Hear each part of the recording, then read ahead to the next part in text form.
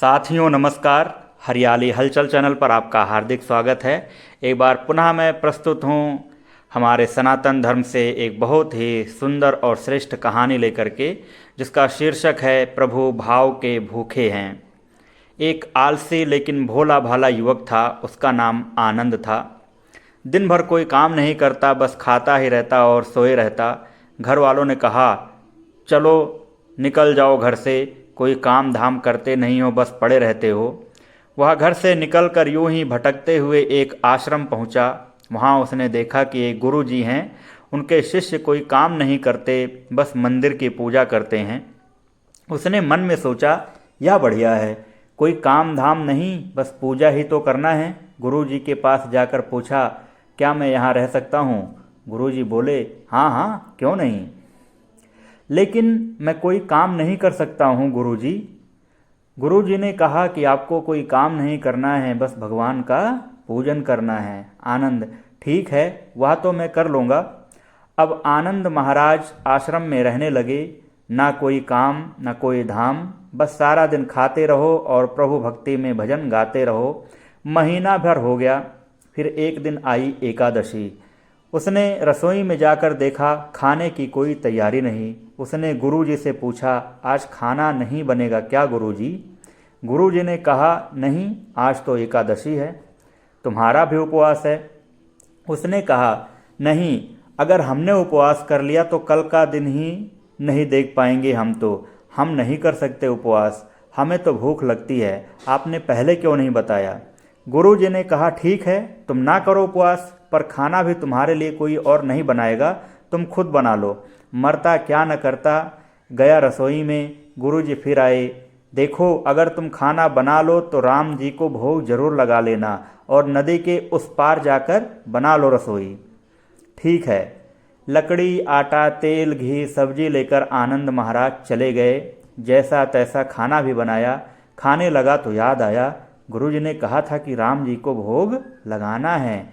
वह भजन गाने लगा, आओ मेरे राम जी, भोग लगाओ जी, प्रभु राम आइए, श्री राम आइए, मेरे भोजन का भोग लगाइए। कोई ना आया तो बेचैन हो गया कि यहाँ तो भूख लग रही है और राम जी आ ही नहीं रहे।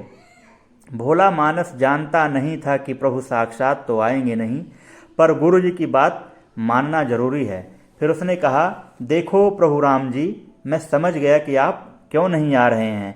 मैंने रूखा सूखा बनाया है और आपको तर माल खाने की आदत है, इसलिए नहीं आ रहे हैं। तो सुनो प्रभु, आज वहाँ भी कुछ नहीं बना है, सबकी एकादशी है, खाना हो तो यह भोग ही खा लो।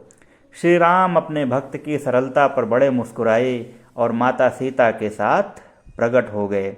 भक्त असमंजस में, गुरु जी ने तो कहा था कि राम जी आएंगे, पर यहाँ तो माता सीता भी आई हैं और मैंने तो भोजन बस 2 लोगों का बनाया है।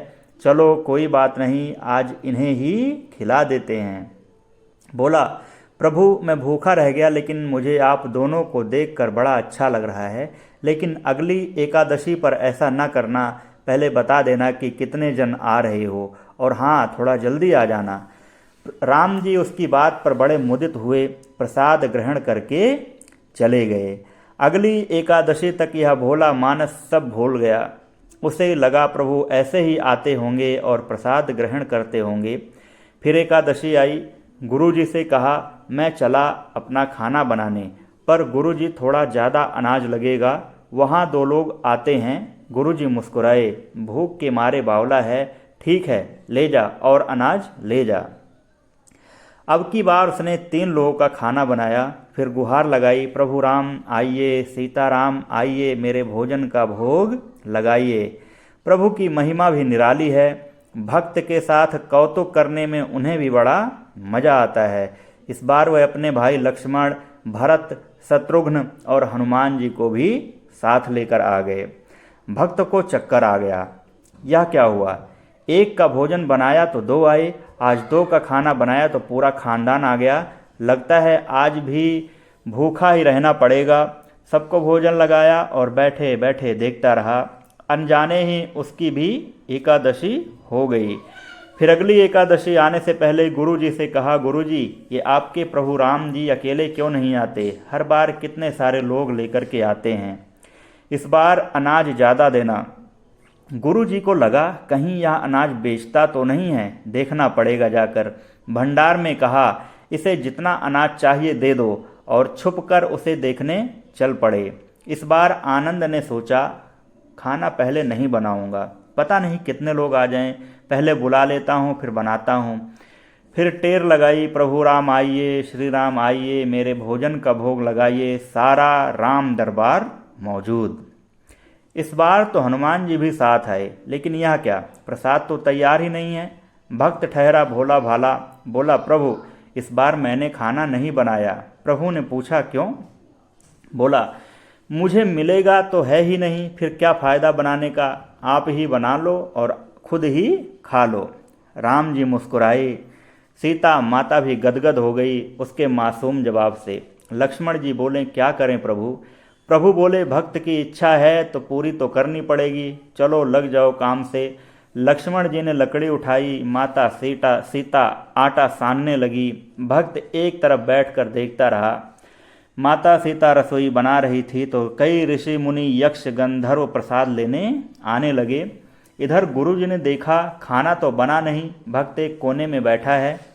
पूछा, बेटा क्या बात है, खाना क्यों नहीं बनाया?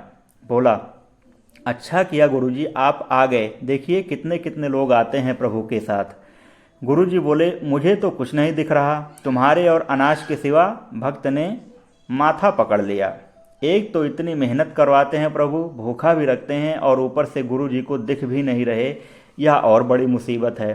प्रभु से कहा, आप गुरुजी को क्यों नहीं दिख रहे हैं? प्रभु बोले, मैं उन्हें नहीं दिख सकता। भक्त बोला, क्यों? वह तो बड़े पंडित हैं, ज्ञानी हैं, विद्वान हैं, उन्हें तो बहुत कुछ आता है, उनको क्यों नहीं दिखते आप? प्रभु बोले, माना कि उनको सब आता है, पर वह सरल नहीं है तुम्हारी तरह, इसलिए उनको नहीं दिख सकता। आनंद ने गुरु जी से कहा, प्रभु जी कह रहे हैं आप सरल नहीं हैं, इसलिए आपको नहीं दिखेंगे। गुरु जी रोने लगे, वाकई मैंने सब कुछ पाया पर सरलता नहीं पा सका तुम्हारी तरह, और प्रभु तो मन की सरलता से ही मिलते हैं। प्रभु प्रकट हो गए और गुरु जी को भी दर्शन दे दिए। इस तरह एक भक्त के कहने पर प्रभु ने रसोई भी बनाई, और भक्ति का मार्ग सरलता है। संकट मोचन कृपा निधान, जय हनुमान, जय जय हनुमान, जय सिया राम, जय जय सिया राम। तो अगर आपको ये कहानी पसंद आई हो तो हमारे इस हरियाली हलचल चैनल को लाइक करें, सब्सक्राइब करें और अपने दोस्तों के साथ इसको शेयर करें। आप सभी का दिन मंगलमय हो। धन्यवाद।